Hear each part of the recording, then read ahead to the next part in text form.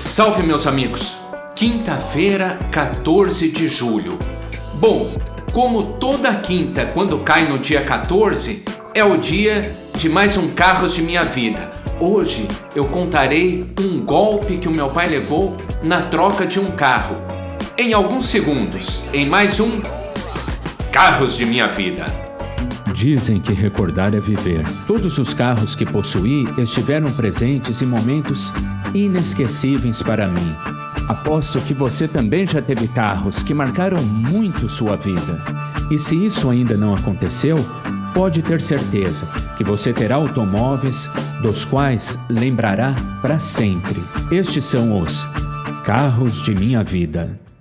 Bom, gente, então assim, o que eu queria contar, e já serve até de conselho, de repente com erros de amigos a gente acaba aprendendo, né? Nós havíamos acabado de sair de uma negociação, uma coisa empresarial que não deu lucro, deu prejuízo para nós. E passado pouco tempo, a gente acabou achando que o meu pai deveria mudar de carro, ele, o Eric, enfim, a família.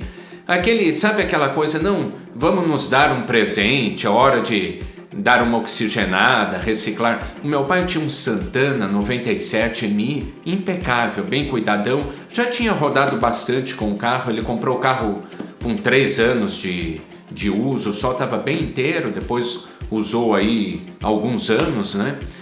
E aí a gente achou que deveria mudar e cismamos com um Toyota Corolla. Era um carro que todo mundo falava bem na época, aliás, até hoje, né, falam bem. E colocamos na cabeça, não, vamos trocar de carro e tal. E aí ele trocou.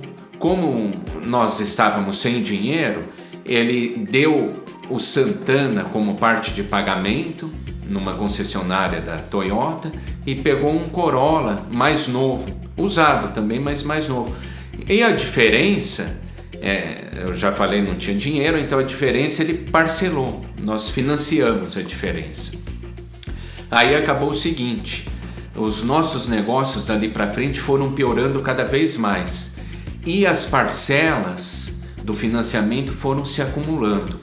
O Santana dele estava na época emplacado no estado de São Paulo e não havia a interligação de um Detran com outro. Então, se o cara levasse uma multa no estado do Paraná, do Amazonas, do Rio Grande do Sul, e o carro era a placa de São Paulo, não ia aparecer, e vice-versa. Então, assim, ele rodava com o carro bastante aqui, ele estava no endereço de uma prima minha lá, e aí, volta e meia, quem roda diariamente está sujeito a multas, né?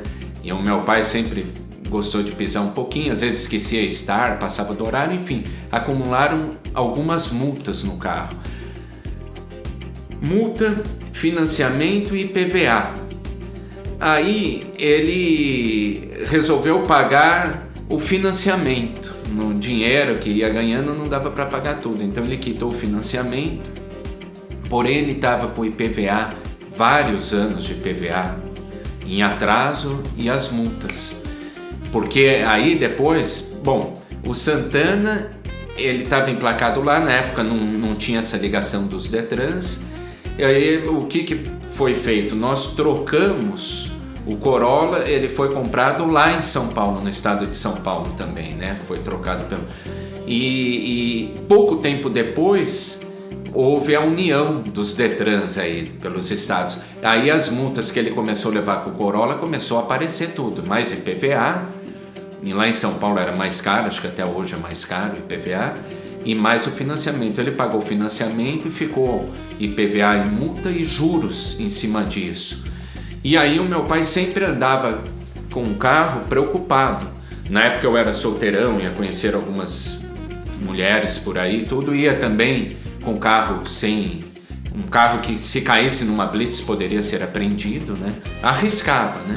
Mas enfim, se a gente for ter medo de tudo na vida, é melhor nem viver, né, gente? Porque a gente tá no mundo, é claro, não vamos sair por aí fazendo o que der na cabeça, mas também uma pitada de coragem um pouco sempre é bom, né? E aí o meu pai também, mas mais velho, precauçoso, às vezes caía numa blitz. Teve uma vez, ele, não sei o que, agora vamos ter que pagar, e na época era, sei lá, dava uns 8 mil reais de IPVA. Aí ele acabou, bateu um papo lá, não foi nem propina, não, foi na conversa mesmo, e deu tudo certo, saiu da blitz. Mas chegou numa fase que eu falei pro meu pai, pai, vamos trocar esse carro, o Corolla, já que é um carro aí que a maioria das pessoas gostam, falam bem, tem bom valor de mercado. Um parênteses, volte e meia ele deu alguns probleminhas o carro, gastamos, e inclusive com peça, pessoal, que todo mundo, quando eu tenho esses carros mais difíceis, quem não entende muito, diz, meu Deus, como é difícil, isso é complicado. O Corolla, que é um carro que todo mundo fala bem, eu me lembro, pecinhas de acabamento, peças bobas de plástico, fui comprar autorizada, caro, o saquinho ali made in Japan, caro, peça boba, às vezes não tinha pronta entrega, fecha parênteses e seguimos aí. Então, eu falei para ele, pai, vamos trocar o Corolla por um carro aí, tem tanto carro legal e que a maioria das pessoas comuns tem medo, aí o preço cai, é um desses carros que o senhor tem que pegar. Até porque quem tem esses carros aí considerados mais difíceis de vender, já fica psicologicamente meio derrotado. E aparece um cara com um Corolla oferecendo na troca, vai topar. Aí a gente começou, só que também teve um probleminha.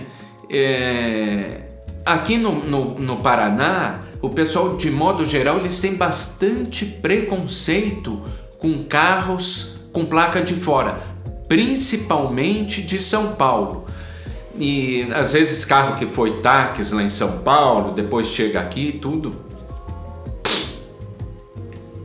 E aí, gente, nós fomos em algumas revendas de carros aqui de Curitiba. Quando os caras, às vezes eu fazia um contato prévio por telefone, aceita na troca um Corolla? Aceito, traga o carro para avaliação.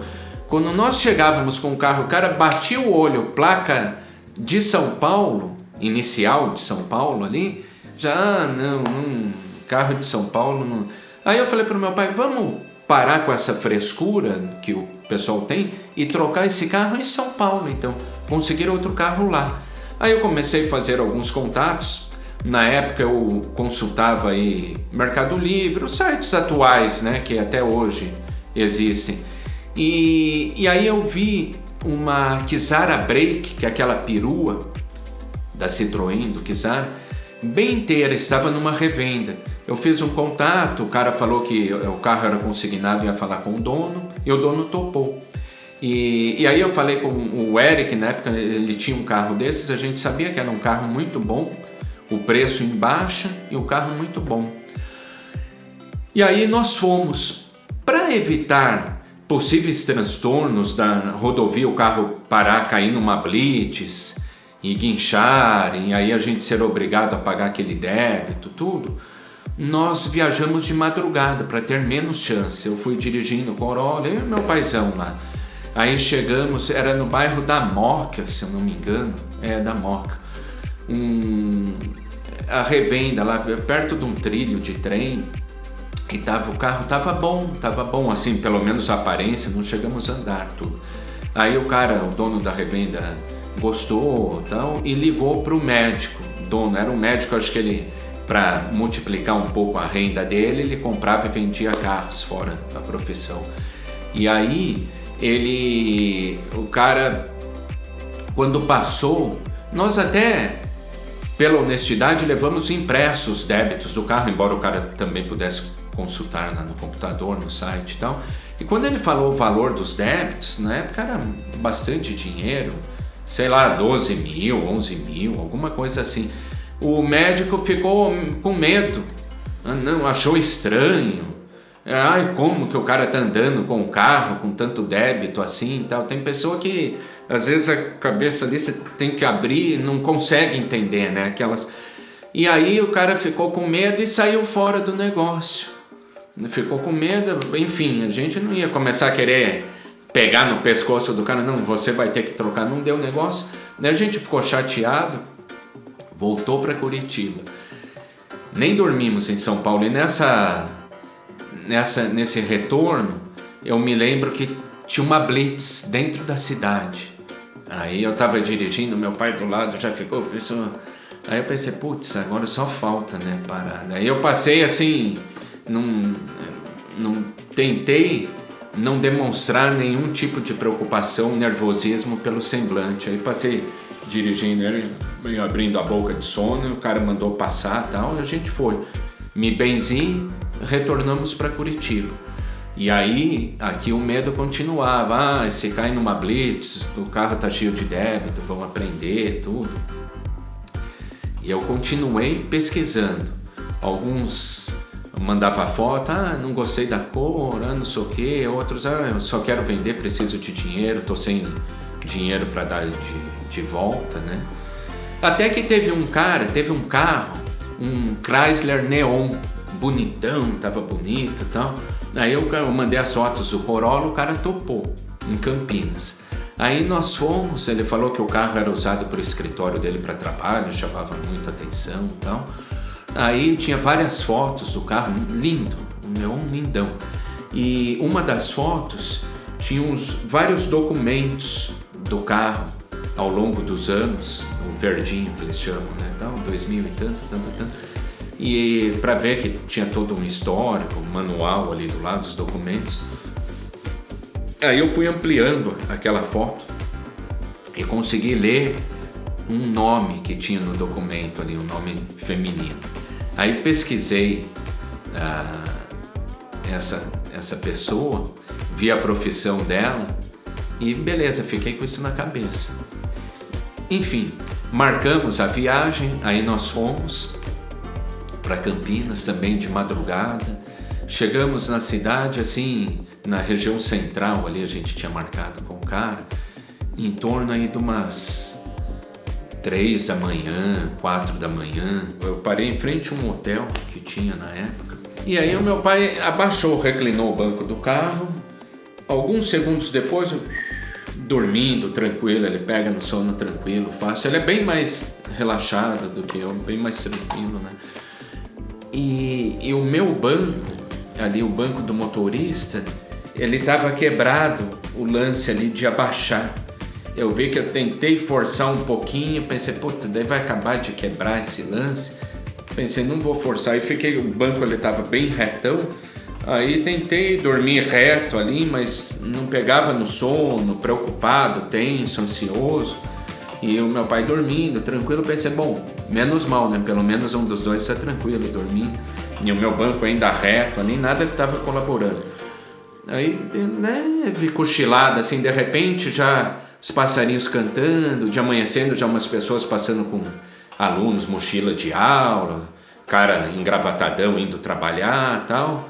Nós tínhamos marcado bem cedo com o cara, tipo umas 8 e pouco. Aí cedo nós fomos, eu acordei o meu pai quando vi que amanheceu legal.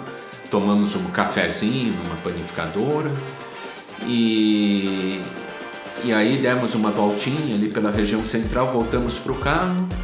E aí eu ficava olhando naquela ansiedade, de repente eu olhei e vi o carrão vindo, assim, bonitão, pretão. Aí falei pro meu pai, pô, tá vindo o carro, então. Aí chegou, o cara desceu engravatado, grandão, tal, tudo bom, bom de papo, tal, simpático, não, você se parece, não sei o que, tal. Aí, não, vamos ver o carro aqui, ele só tem esse ralado, tinha um amassadinho e tal, ele nem perguntou muito do Corolla. Daí olhou e mostrou, eu achei que era bonitão, o carro realmente era, né? Um carro, às vezes, um comércio mais difícil. E aí nós saímos dar uma volta com o carro, aí voltamos, ele, não, agora o de vocês tá bom, olha, eu não entendo nada de carro, hein, não vão me enganar. Eu falei, não, tá, é o que você viu nas fotos, o carro é esse aí e tal, não sei o que, olhou. Beleza, fomos pro cartório. Chegamos ali, ele trouxe também impresso que nada constava em débito nesse carro. Nós tínhamos os débitos do nosso. E aí deu uma pequena diferença, porque o preço daquele que ele pediu, o preço do nosso, tal, a gente chegou num acordo antes, já via telefone antes da viagem, mas e os débitos que o nosso tinha, sobrou para a gente pagar uns R$1.000 e poucos para ele, digamos. E na época tinha o limite daquela época era menos do que essa diferença para sacar na máquina, né? Nós fomos no banco e aí perguntamos para ele, podemos dar um cheque da diferença? Não, pode, não vamos me enrolar, não, beleza, demos um cheque da diferença. E aí, beleza, gente, fomos no cartório.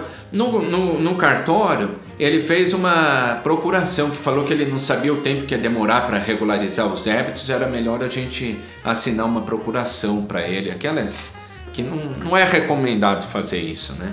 Mas já existiu um modelo, o cartório fez, e o dele, ele também tinha uma procuração, falou que a esposa dele era médica e havia... estava fora, estava na Argentina fazendo especialização e ela tinha deixado a procuração para ele. Mas o nome que eu tinha consultado na época lá era um nome, a combinação de nome e sobrenome não era comum, só encontrei uma naquela cidade, na época que o carro estava, era uma dentista, não era médica. Aí eu até joguei uma indireta, falei, minha mulher também é dentista, tudo. Eu pensei, às vezes é difícil, mas vai que a moça é médica e dentista, né? Aí ele ignorou essa informação e falou de medicina, dermatologia e tal. Eu já pensei, opa, esse cara em alguma coisa, pelo menos, ele não falou a verdade ainda. Enfim, o carro não tinha débito, andamos, estava beleza, deu um negócio, fizemos a procuração e tal. Aí ele falou, não, eu vou ligar para o meu despachante porque eu não vou nem andar com o carro desse jeito, com esses débitos e tal. Ensinou o caminho para a gente, falou, tá vendo aquele viaduto lá, vocês contornem ali, vocês já vão pegar a rodovia, a saída e tal. Aí beleza, então a gente se despediu, o cara cordial, abraçou e tal, a gente saiu. E quando eu já estava assim, quase perdendo ele de vista, eu bati o olho no retrovisor e vi ele já entrando no carro e saindo. Então eu pensei, bom, mentiu de volta aí, né? Falou que não ia sair com o carro, já, ou mudou de ideia, né? Enfim. Mas aí eu vim meio cismado, assim, né? Com isso e tudo. E aí, gente, a gente chegou com o carro, não sabíamos ali onde tirava o decalque, aí o meu pai ligou para ele, né? Não, algum problema, tava meio... Daí deu a dica, tudo, foi cordial. E uma semana depois, eu pesquisando, meio cismado, eu vi o Corolla anunciado no Mercado Livre, com uma quilometragem bem mais baixa do que nós vendemos. O volante ele mandou colocar couro. O carro tinha umas rodas que nós tínhamos colocado porque ele era um modelo mais básico. Ele tirou, colocou uma do Corolla mesmo, do modelo mais top. E fez um puta terço convincente, enfim. Aí foi isso, né? Aí eu fui monitorando, depois já vendeu o Corolla, pouco tempo depois comprou outro, e assim, o cara fazia esses...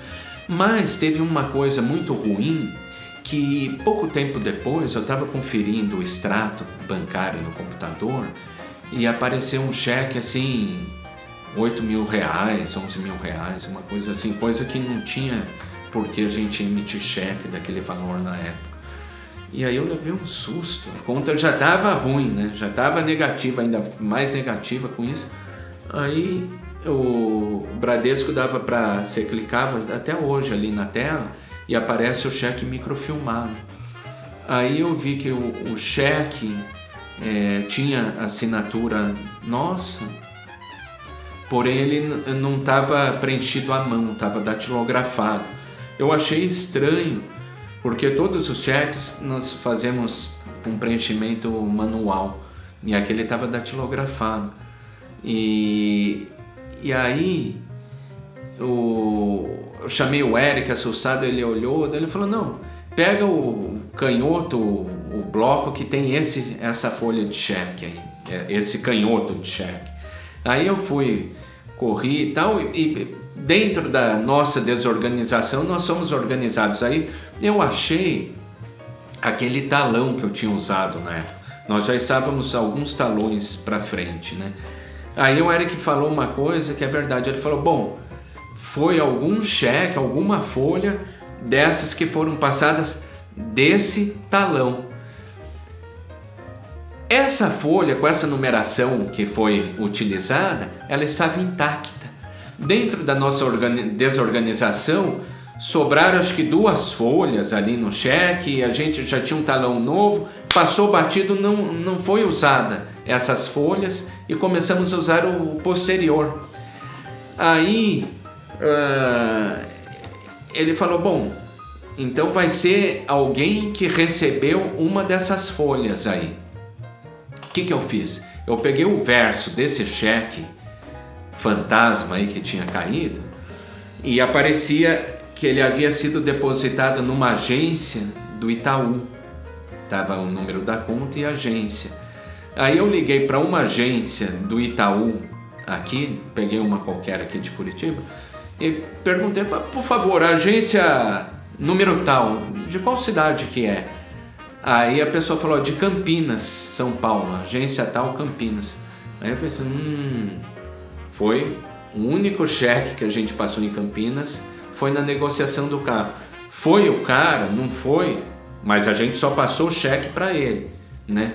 O que ele fez com o cheque? Passou para alguém, depositou, sacou? Aí eu não sei, né? Não dá para acusar o que foi, mas a situação, os fatos apontam, né? Que foi graças àquele cheque, enfim.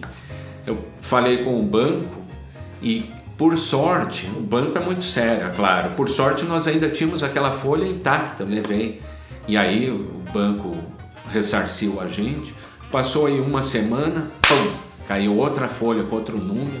Falei de volta, o banco ressarciu de novo. E aí parou, estancou isso aí. A pessoa acho que viu, não. Acho que ele tinha notado que nós éramos meio desorganizados para estar endividado e tal, né? Pensar, esses caras, tudo que ganham, queimam, não sabem o que estão fazendo e tal. Enfim, né, gente? Mas foi isso. Aí o Neon foi um carro que o meu pai curtiu bastante, eu próprio saía com ele, era um carro legalzinho, gastou dinheiro, sabe? Mandou, acho que, recondicionar amortecedor, trocou umas buchas, até que a gente caiu na besteira. Na época, infelizmente, nós não conhecíamos o Oliveira, nosso grande amigão da oficina de Colombo de Oliveira. Honesto, batalhador, trabalha em família, cobra o preço justo.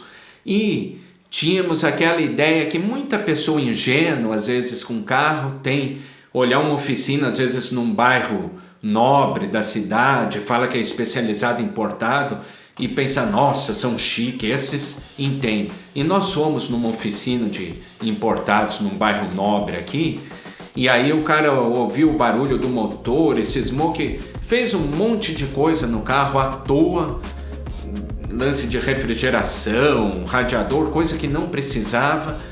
O meu pai na época gastou acho que quase R$5.000 à toa, dava para comprar outro carro na época, e pagou na dificuldade, parcelamos e tal. E pouco tempo depois o motor começou a bater. Eu acho que se ele não tivesse mexido não teria acontecido. Ferveu o carro, ficou na rodovia em Paranaguá, vindo de um cliente lá. Então assim, gastou em guincho, ficou nervoso. E aí depois consertamos tal, e acabou dando um negócio. Depois nós descobrimos a oficina do Oliveira, que na época não era nem em Colombo, era no Santa Cândida, na Mascarenhas de Moraes. E saindo da oficina com um HR, um caminhãozinho Hyundai que nós tínhamos na época, nós trombamos ali com um amigo que tinha revenda de automóveis, que tinha até vendido o HR para nós, trocado pelo caminhão Volks. E aí eu falei, pô, tudo bem e tal, o meu pai tá a fim de trocar de carro. Ele falou, não, vai lá, que eu tenho um carro muito bom para vocês, que é o Sentra, que depois é um negócio. Na época o meu pai parcelou alguns cheques, a diferença, Pouco tempo depois ele vendeu o Neon também. Foi bom para ambos ali. O Sentra, né? Tá um carrão do meu pai aí que curte pra caramba. E é isso, gente. Bom, eu queria agora, pessoal, mostrar mais alguns carros que chegaram com o adesivo Resgatando Carros. É uma contribuição muito legal para o canal. Muito obrigado para você que mandou a foto, você que ainda não mandou, manda aí que a gente apresenta aqui no canal. E você que quer dar uma força para a gente seguir com a nossa missão, compre aqui, dá uma forcinha. O adesivo a gente vende através do Mercado Livre. Você recebe direitinho na tua casa. Então eu mesmo coloco no envelope, preencho ali e coloco no correio. Beleza? Vamos ver então mais alguns amigos. Vamos lá!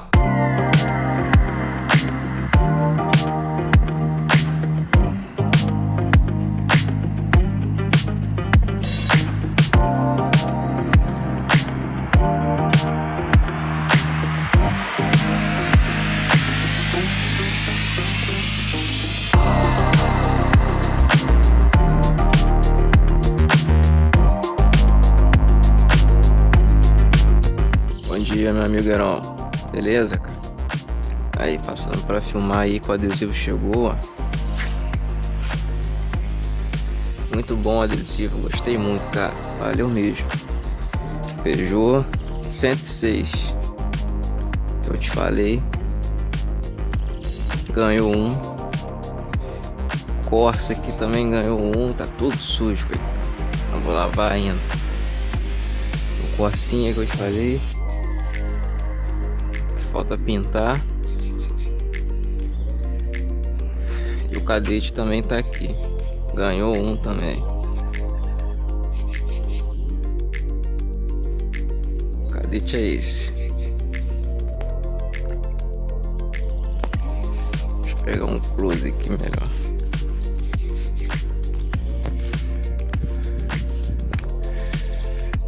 Esse é 98. Peugeot 2001.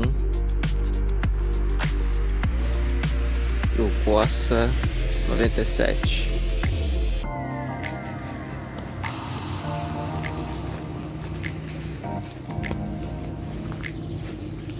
Valeu, Heron.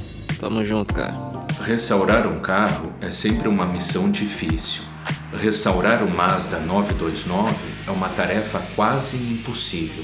Então, obrigado aos amigos que compraram o adesivo Resgatando Carros. Moradores dos seguintes estados: Espírito Santo, Rio Grande do Norte, Mato Grosso, Paraná, Maranhão, Goiás, Santa Catarina, Pernambuco, Distrito Federal, Minas Gerais, Rio Grande do Sul, Rio de Janeiro, Amazonas, Piauí, Mato Grosso do Sul, São Paulo.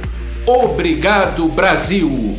E seguimos resgatando carros.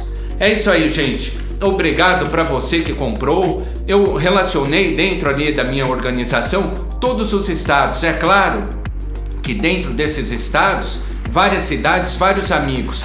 Você que quer dar uma contribuição, dá essa forcinha pra gente aí. É muito importante pra gente seguir com os nossos vídeos. Gente, um grande beijo, fiquem com Deus e até a nossa próxima quinta com mais alguma loucura automotiva. Beleza? Um grande abraço e até lá, se Deus quiser. Não perca o próximo episódio de Resgatando Carros.